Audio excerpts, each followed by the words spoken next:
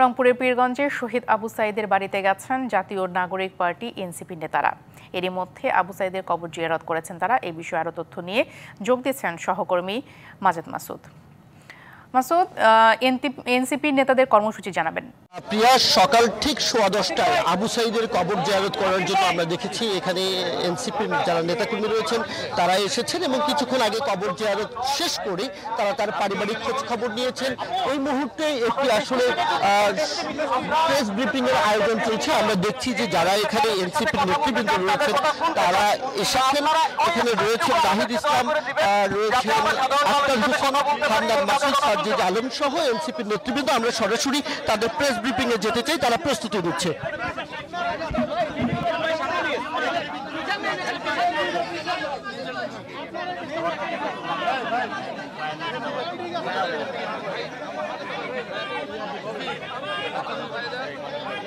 এখানে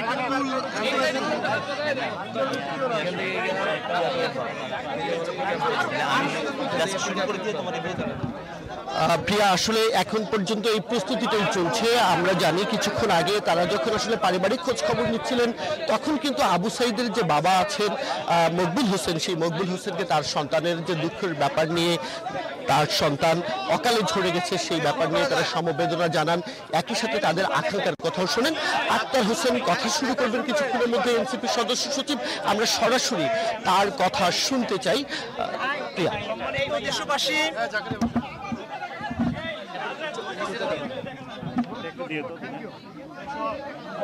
ভাই আমরা শুরু করব তো? ভাই আমরা শুরু করব, প্লিজ প্লিজ শুরু করব। একদম চুপ ভাই, একটু সবাইকে একটু নীরবতা পালন করার অনুরোধ জানাচ্ছি। কথা বলবেন জাতীয় নাগরিক পার্টির সদস্য সচিব আক্তার হোসেন এবং আহ্বায়ক নাহিদ ইসলাম।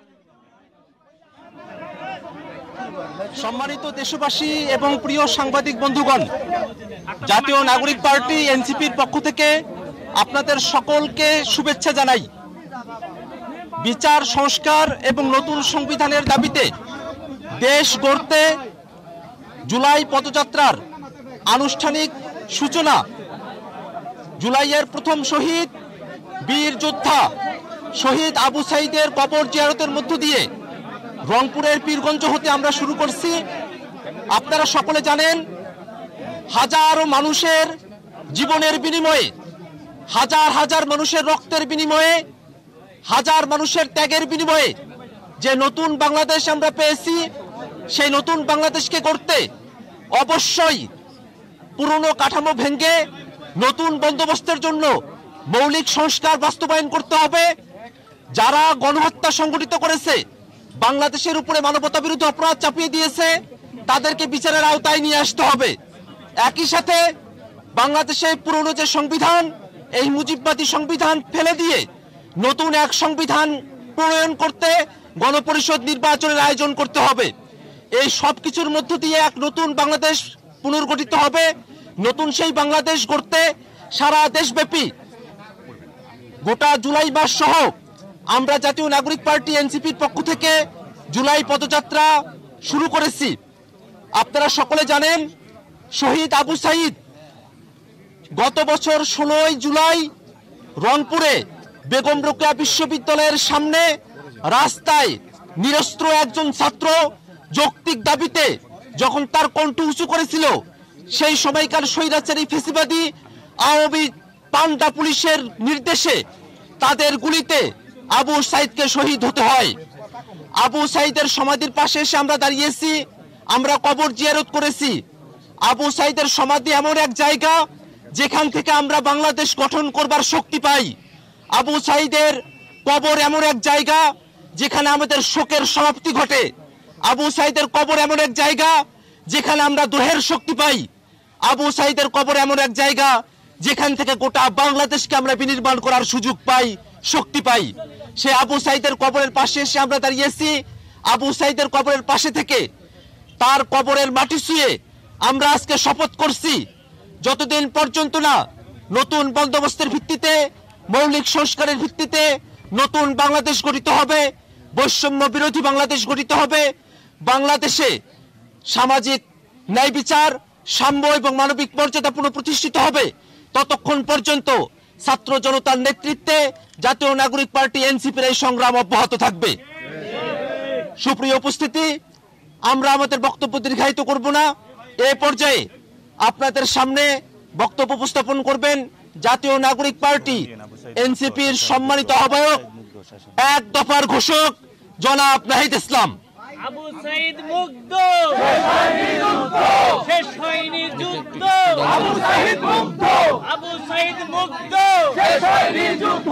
ইনকিলাব, ইনকিলাব, জিন্দাবাদ, ইনকিলাব, ইনকিলাব, ইনকিলাব। আবু সাইদ মুগ্ধ, শেষ হয়নি যুদ্ধ, শেষ হয়নি যুদ্ধ। আবু সাইদ মুগ্ধ, আবু সাইদ মুগ্ধ, শেষ হয়নি যুদ্ধ। ভাই এই যে ওনাকে ভাই আপনি একটু পিছিয়ে যান, এই সাইডটা একটু ওইটাই মাঝে আসি সাইডে এটাই মাছ। ওইটাই মাঝে শুরু করো। ভাই জিটিভি একটু ভাই আপনি একটু পিছেন, জিটিভি ভাই আপনি একটু পিছেন। প্রিয় দেশবাসী,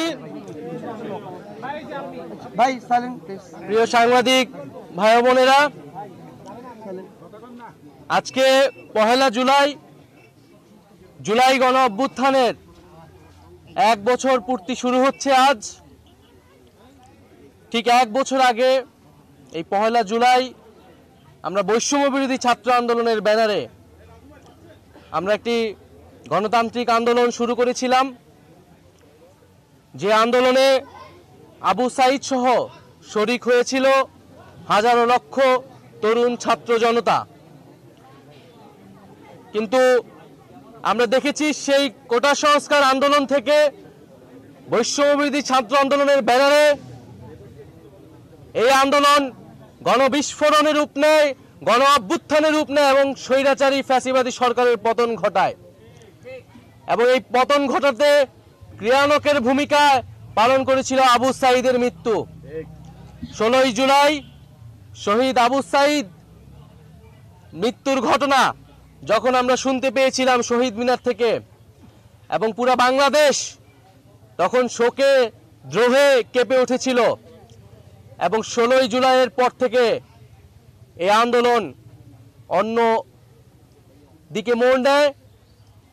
হাজারো লক্ষ ছাত্র তরুণরা রাজপথে নেমে আসে এবং এই সরকারের বিরুদ্ধে দাঁড়ায়, ফ্যাসিবাদের বিরুদ্ধে তাদের যে প্রতিবাদ, যে নতুন বন্দোবস্তের আকাঙ্ক্ষা সেটি ঘোষণা করে। আমরা আমাদের যে জুলাই পদযাত্রা, যেটিকে আমরা বলছি দেশ গড়তে জুলাই পদযাত্রা, যে আমরা স্বৈরাচারী ফ্যাসিবাদী সরকারের পতন ঘটিয়েছি, আমরা তার ব্যবস্থার বিলোপ চেয়েছি, কিন্তু যে একটা নতুন দেশ গড়ার জন্য যে উদ্যম দরকার, এখন যেই আমাদের গঠনের জন্য, রাষ্ট্র গঠনের জন্য আমাদের কাজ করা দরকার, সেই রাষ্ট্র গঠনের জন্যই আমরা মূলত এই জুলাই পদযাত্রা, যেখানে আমরা সারা বাংলাদেশের মানুষের সাথে, 64 জেলার মানুষের সাথে আমরা কথা বলবো, আমরা তাদের কথা শুনবো। আবু সাইদরা যে কারণে মারা গিয়েছিল সেই স্বপ্ন, সেই আকাঙ্ক্ষা আমরা তাদের কাছে তুলে ধরব। তাই আমরা আজকে আমাদের এই পদযাত্রাটা শুরু করেছি এই রংপুরের পীরগঞ্জ, এই পীরগঞ্জের পবিত্র মাটি যেখানে আবু সাইদ শায়িত রয়েছেন, সেই আবু সাইদের কবর জিয়ারতের মাধ্যমে আমরা আমাদের পদযাত্রা শুরু করছি।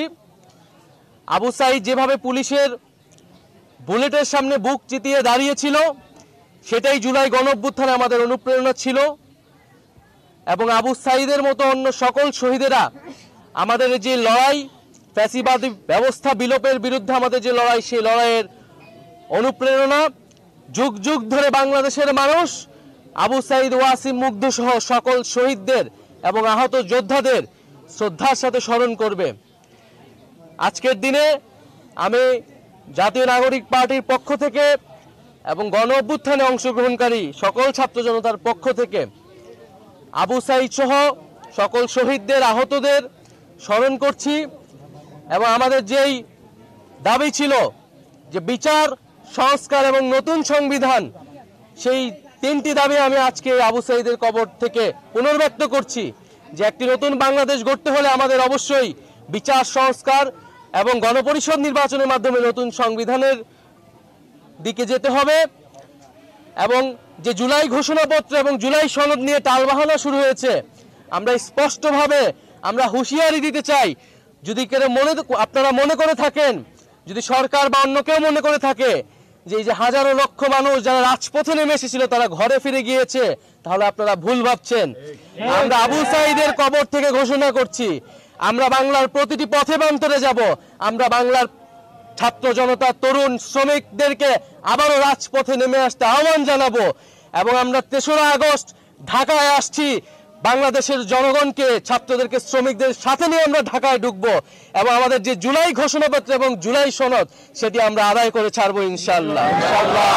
আপনারা যারা সাংবাদিক ভাই বোনেরা রয়েছেন তাদেরকে আন্তরিক কৃতজ্ঞতা জানাচ্ছি, ধন্যবাদ জানাচ্ছি এবং আমরা এই পদযাত্রা আপনাদেরকেও সাথে পাবো। আমাদের যে বক্তব্য, সাধারণ মানুষের যে আকাঙ্ক্ষা সেটি জনগণের কাছে তুলে ধরবেন। আসলে মানুষ কি চায়, এই 1 বছরে মানুষের প্রত্যাশা আসলে কতটুকু পূরণ হয়েছে, এবং আমাদের মধ্যেও আসলে হতাশা রয়েছে, কারণ আমরা এখনো বিচারটা সম্পূর্ণ দেখতে পাইনি। আমাদের যে বৈষম্যহীন বাংলাদেশ, আমাদের যে সংস্কার সেটিও আমরা আসলে সম্পূর্ণরূপে দেখতে পাইনি। ফলে আমরা মনে করি যে এই যে বলা হচ্ছে যে এইটা সরকার পতনের আন্দোলন ছিল, কেবল আমরা মনে করি এটা কেবল সরকার পতনের আন্দোলন ছিল না, এটি ছিল নতুন বন্দোবস্ত প্রতিষ্ঠার আন্দোলন। একটি দল পরিবর্তন বা ক্ষমতার হস্তান্তরের জন্য গণ অভ্যুত্থান ঘটেনি, গণ অভ্যুত্থান ঘটেছিল এই যে একটি গণতান্ত্রিক বন্দোবস্ত, সেই বন্দোবস্ত প্রতিষ্ঠার জন্য।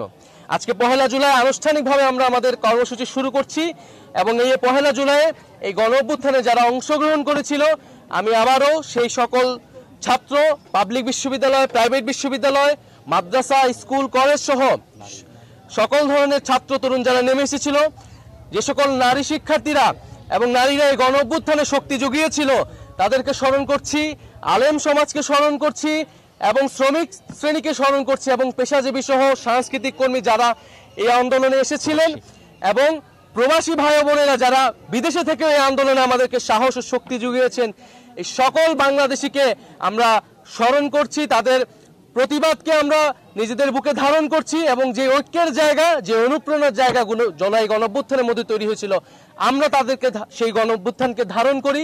জাতীয় নাগরিক পার্টি সেই গণ অভ্যুত্থানের আকাঙ্ক্ষাকে ধারণ করে সামনে এগিয়ে যাবে। আসসালামু আলাইকুম। আচ্ছা, আমাদের প্রশ্নের আগে আমাদের এই যে পুরো বাংলাদেশে যে পদযাত্রাটা হবে, এটার আহ্বায়ক হিসাবে সার্জিস আলম আছেন এবং সদস্য সচিব হিসেবে অনিক রায় রয়েছেন। আপনারা সাংবাদিকবৃন্দ অনেকে ঢাকা থেকে এসেছেন, আমরা একটু পরে গাইবান্ধাতে যাব, গাইবান্ধা থেকে রংপুরে যাব, অর্থাৎ আমরা আগামী কয়েকদিন আপনাদের এই রংপুরবাসী গ্রামে গঞ্জে ডোর টু ডোরে আমরা যাব। আপনারা আমাদের সাথে থাকবেন এবং সেখানে আমরা আমাদের যে ফার্দার কোয়েশ্চেনগুলো সেগুলো আমরা আনসার করব। আজকে শহীদের কবরে এসেছি, জিয়ারত করেছি, আমাদের পদযাত্রা ইনশাল্লাহ চট্টগ্রাম পর্যন্ত যাবে। আপনারা থাকবেন, নতুন বাংলাদেশ আমরা গঠন করব। ধন্যবাদ সকলকে। আসসালামু আলাইকুম।